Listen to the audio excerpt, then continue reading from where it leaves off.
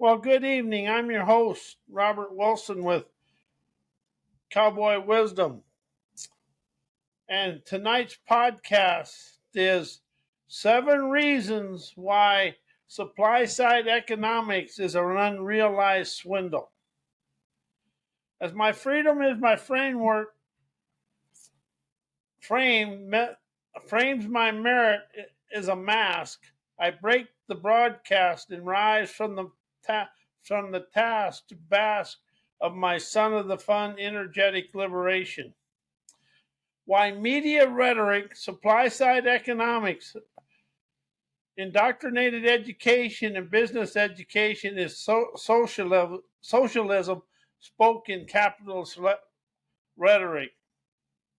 Here are two innovative, clever ways that it's done.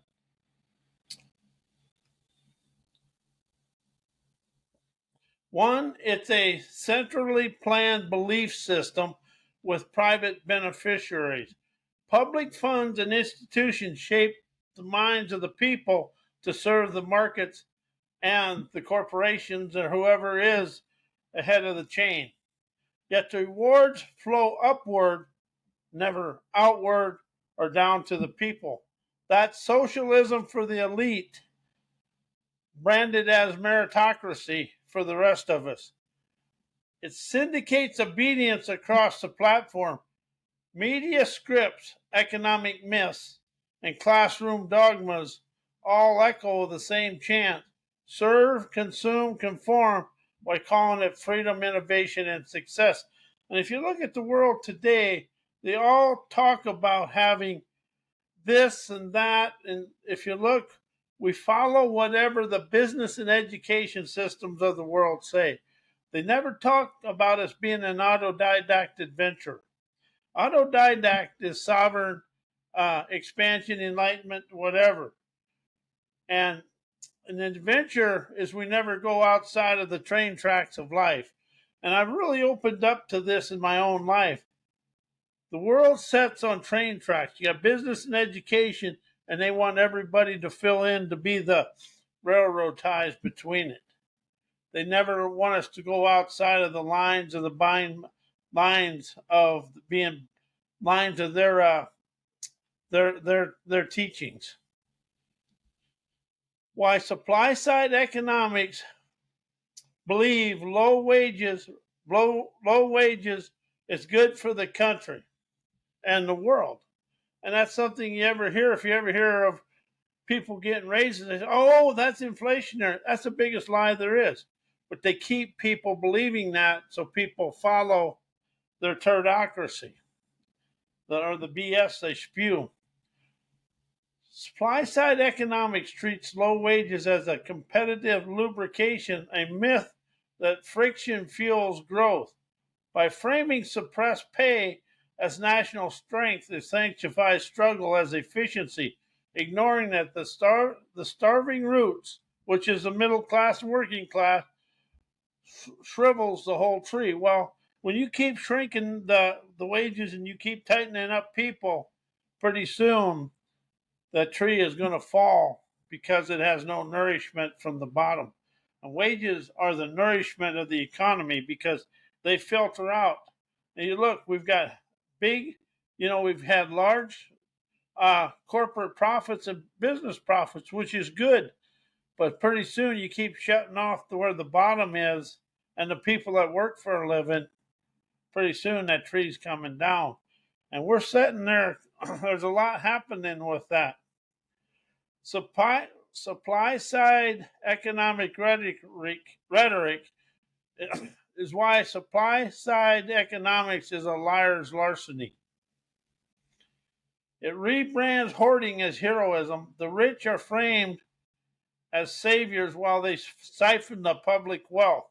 All them tax breaks, everything going, that's taxpayer money. And we think we give it to them, we get it, but how much of it really siphons back to the community? Most of the profits stay there, and they really treat the taxpayers and the citizens in a very disparaging way, if you ask me. it weaponizes aspiration. People are sold dreams of upward mobility while the ladder is quietly removed.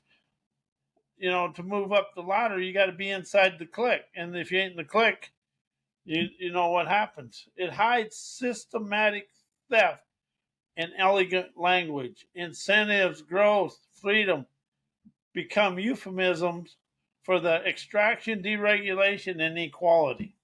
Look how the world has come since we deregulated everything, and uh, we deregulated everything, tax breaks, and all this.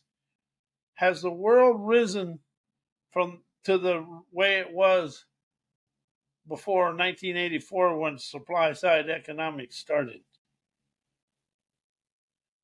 So let's strip away supply side economics to its energetic bones and decode the spell it casts.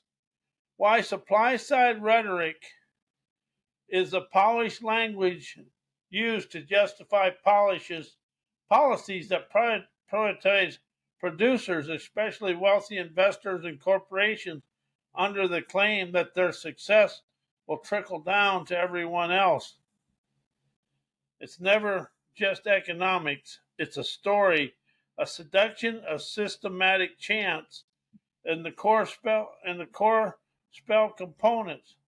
Grow the pie is the illusion it claims by cutting taxes and regulations for the wealthy.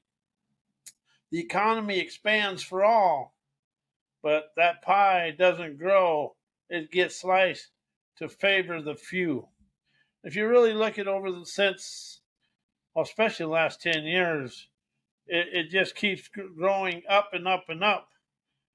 But yet, if you look at what's the country, supply side economics has got a lot to do with the national debt, which is all fake and bake anyway. Job creators miss. It casts the wealthy as benevolent Indians of opportunity, ignoring how they often hoard profits, automate labor, and offshore the jobs. Have we seen that, especially in the 90s when NAFTA and GATT came in? See, we get sold a book of bullshit, and then we buy it. And then we think, oh my God, we got to be. The biggest lie to me was, we got to be competitive. Well, when you're making $30 or $25 an hour, and they outsource your job to some place that makes 25 cents an hour, to me that's a $24.75 deficit. But the college education and business college education deficits are good as long as it favors business. Trickle down enchantment.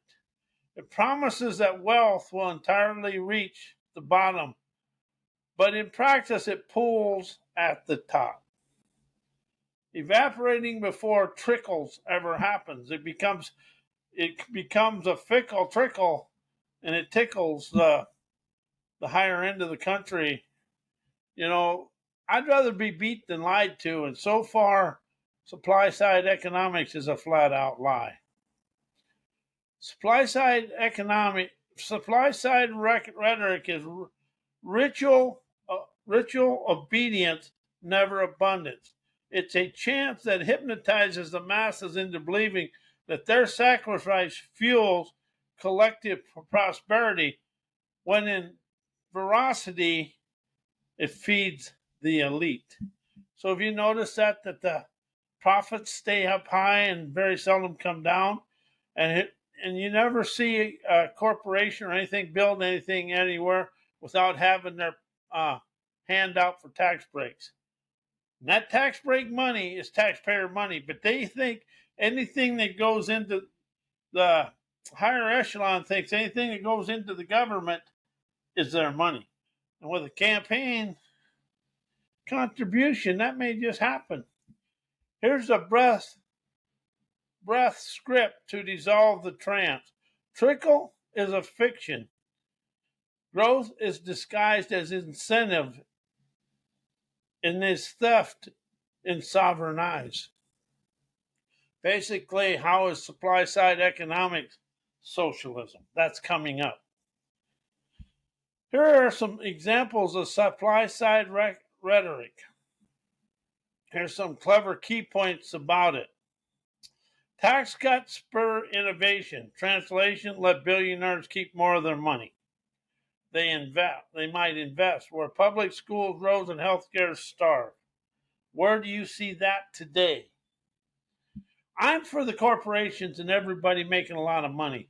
But when they take it and then they outsource it or do something, but they're never looking to take care of the middle class people.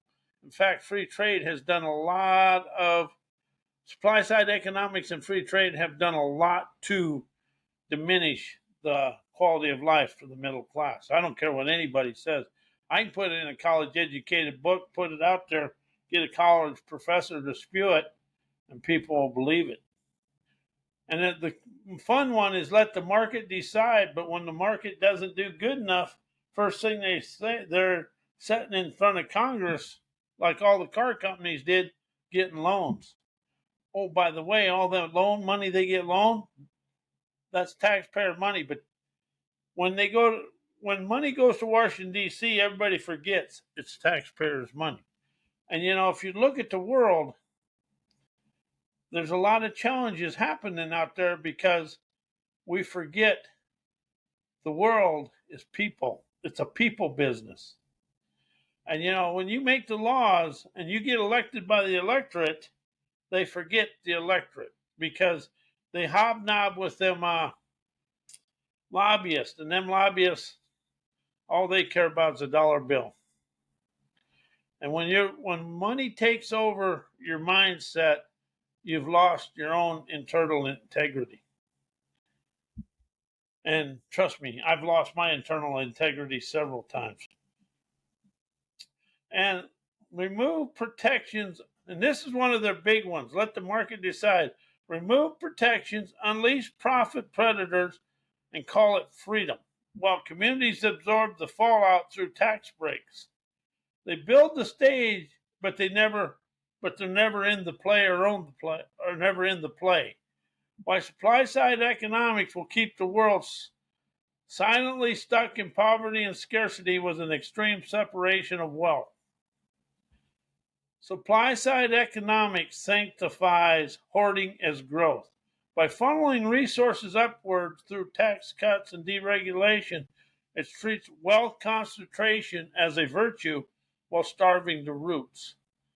That is a silent architecture of scarcity where abundance is gated and poverty is normalized as incentive.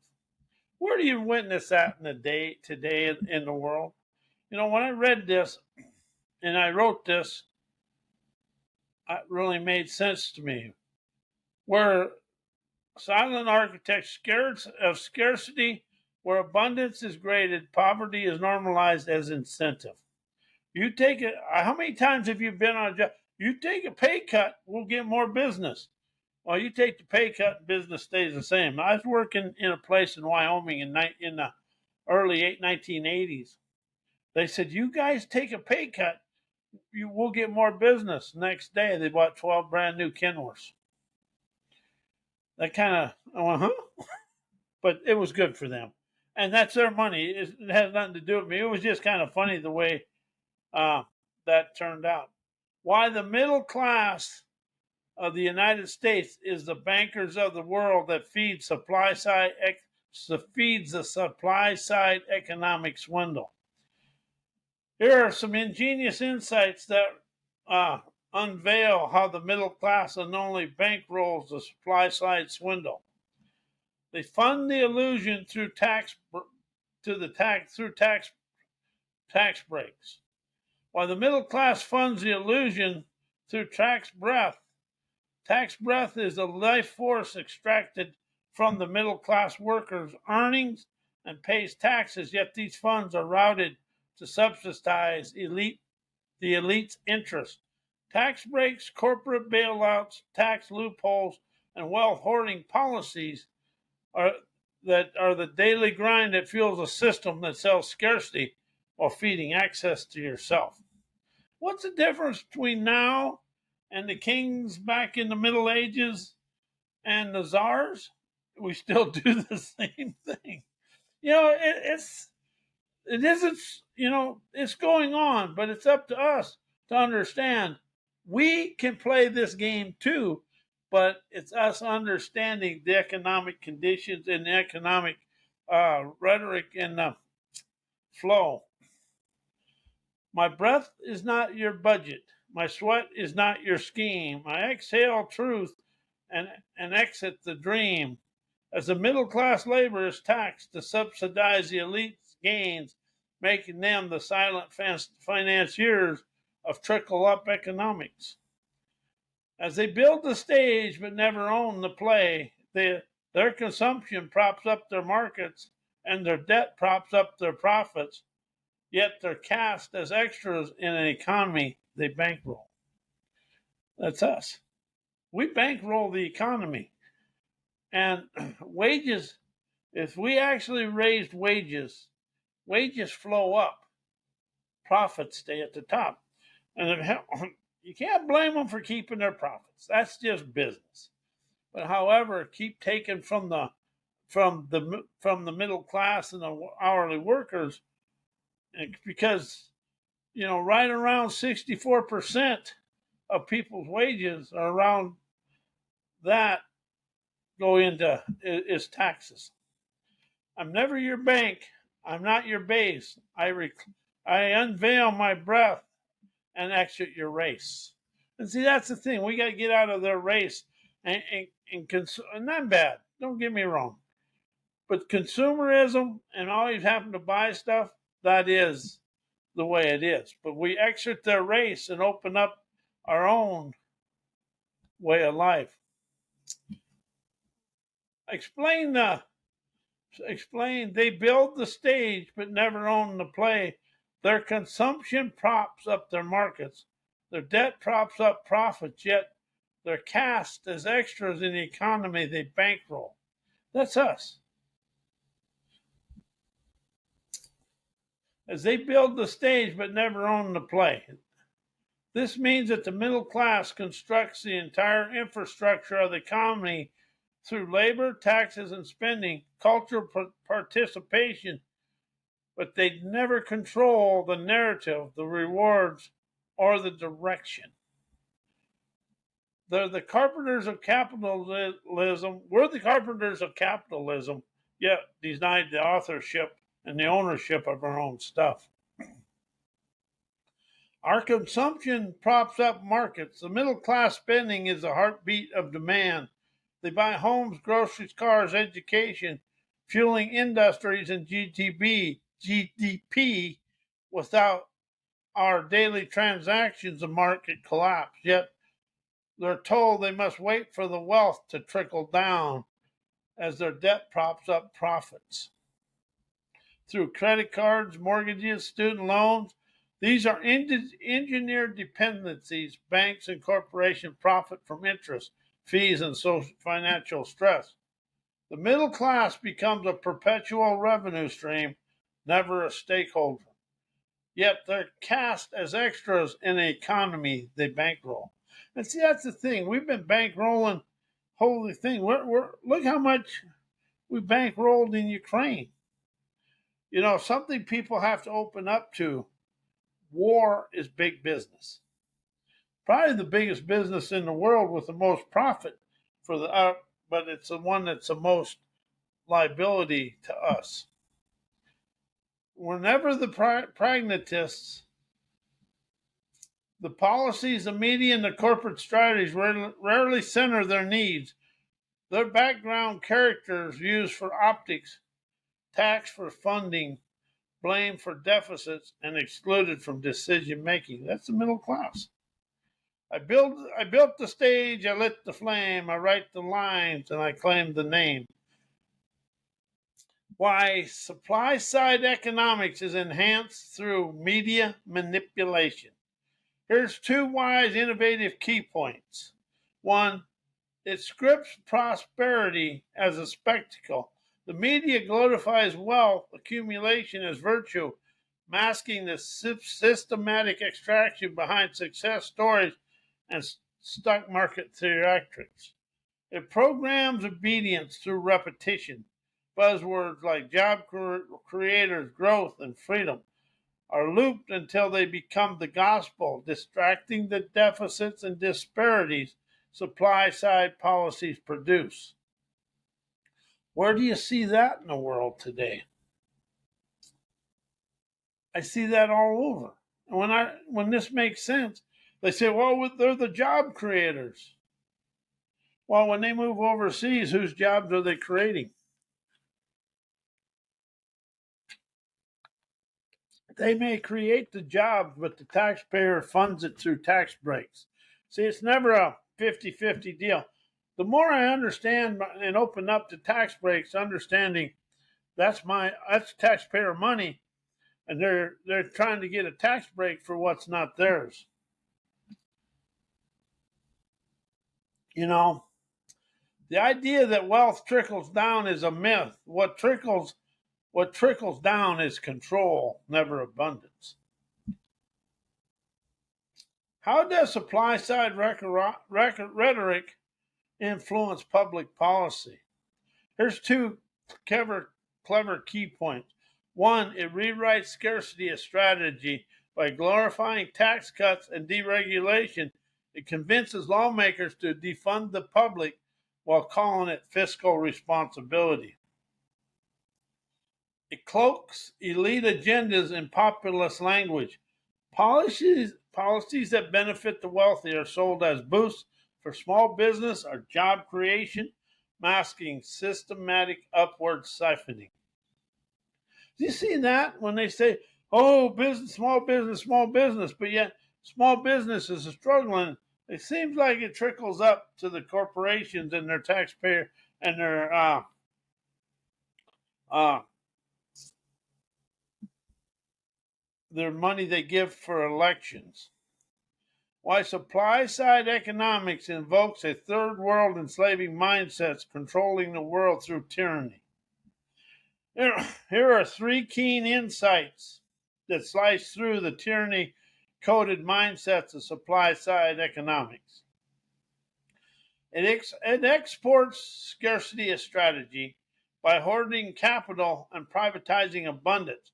It manufactures lack and then sells aid as control. It disguises extraction as empowerment. Tax cuts for the elite masquerade as growth, while global labor is cheapened into servitude for profit margins. Where do you see that today? I can see that. I see that happening every day. It colonizes policy through economic dogmas. The supply side logic becomes the gospel installed in institutions enforced through debt and worshipped as freedom. Why supply side economic is a blatant swindle to the middle class taxpayer of the United States. I express these innovative key points to you. One, it privatizes the gains and socializes the cost. Where do you see that? Tax breaks? Who gets the profits? Tax cuts for the wealthy are sold as growth, but middle class taxpayers foot the bill. The middle class taxpayers foot the bill. That's something I want people to understand. The taxpayers foot the bill through crumbling infrastructure, rising debt, and gutted public services. Where do you see that today? It's all over. It's a trickle down troll booth. The wealthy speed ahead on the tax-free expressways, while the middle class repeats the tolls through wage stagnation, inflation, and economic precarity. Is that pretty much what's happening today? Yes. Why supply side economics are tax cuts for the extremely wealthy and tax increases for the middle class. Biggest tax increase in the world is when we get a tax cut, the percentages, they close loopholes on the working class. That's something you want to watch for. It shifts the burden.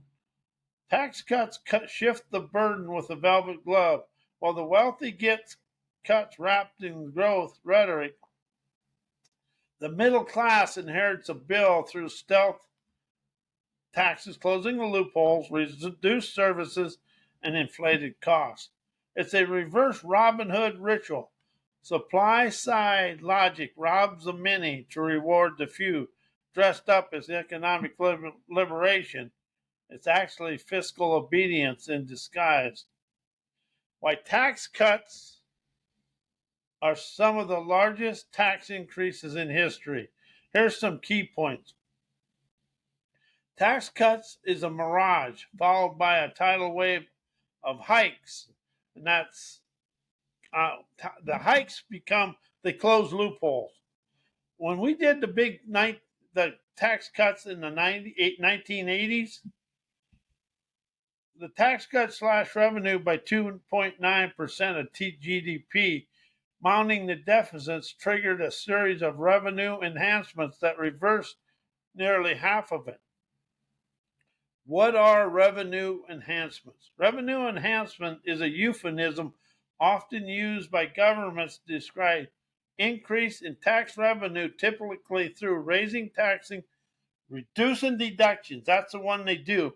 Or closing loopholes. That's the one they do. It's a phrase that sounds like growth, but often signals greater financial burden on the taxpayer, especially the middle class. And the private sector refers to strategy for boosting income, like optimizing prices, expanding markets, or increasing customer retention. But in the public sphere, it's often a polished term for fiscal extraction by other things. Here's a sovereign reframe. Revenue enhancement is the velvet glove over tax hikes, a tax hike fist, soft in sound, firm in impact. The middle class paid for the top end's feast. As the wealthy rode the initial cuts, as the 1980 tax cuts later become tax hikes, especially in 1982 and beyond, shifting the burden to payroll tax, excise tax, and reduced deductions, hitting everyday earners the hardest. Why supply side economics are illusions of prosperity for all. It opened up a fresh foresight to me. It paints abundance with invisible ink. The promise of prosperity for all vanishes on contact. Only the elite see the glow while the rest chase the shadows. It sells the ladder yet removes the rung so everybody can climb zero higher. Supply side economics, upward mobility yet rigs the system so the most climb in place while the wealth ascends untouched. And why supply side rhetoric offers upward mobility yet rigs the system so most climb in place while the wealth ascends untouched.